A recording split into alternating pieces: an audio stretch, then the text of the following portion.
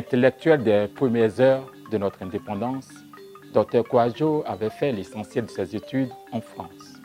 Très tôt marié à Hélène, sa bluffouet de musicienne, il décida de s'installer sur sa terre ivoirienne.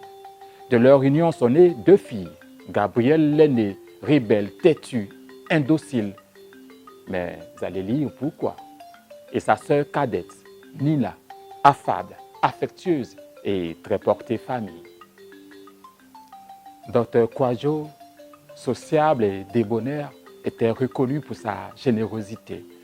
D'Abidjan à son village, du Purée au Grabataire, de partout il était sollicité. Dr Kouadio, médecin brillant, avait gravi les échelons. Il travaillait jour et nuit d'arrache-pied.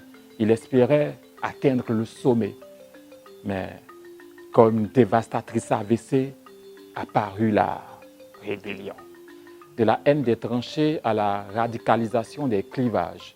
Du médecin ministrable, Dr Kouadio se retrouva au chômage. Ainsi commencèrent ses déboires. Comment allait-il s'en sortir? Entre dettes, maraboutage et maladie, pouvait-il encore s'en sortir? Sa femme décédée bien avant cette crise qui divisa le pays en deux.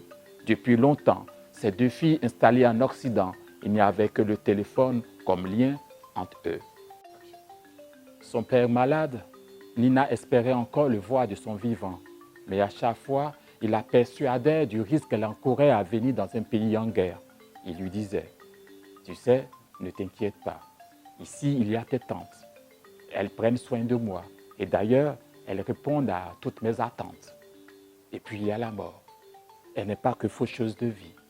Elle est aussi révélatrice de secrets enfouis. Un héritage, c'est un actif qu'on délègue, mais c'est également un passif qu'on lègue. Il y a le petit Kofi, il y a Roland, il y a Cécile, il y a Armand. Mais qui sont-ils? Hélène l'a-t-elle su? Comment l'a-t-elle vécu? Et Nina, métisse, prise entre ses amours, se sent-elle d'ici ou d'ailleurs? Gabrielle, l'aînée, viendra-t-elle aux obsèques de son père, comme l'amante religieuse qui dévore son mâle pendant la copulation? La vie et la mort sont 2 intimes mystères, loin de mon père. C'est ici que prennent fin mes mots. C'est du Véronique Tadio. C'est une prouesse littéraire.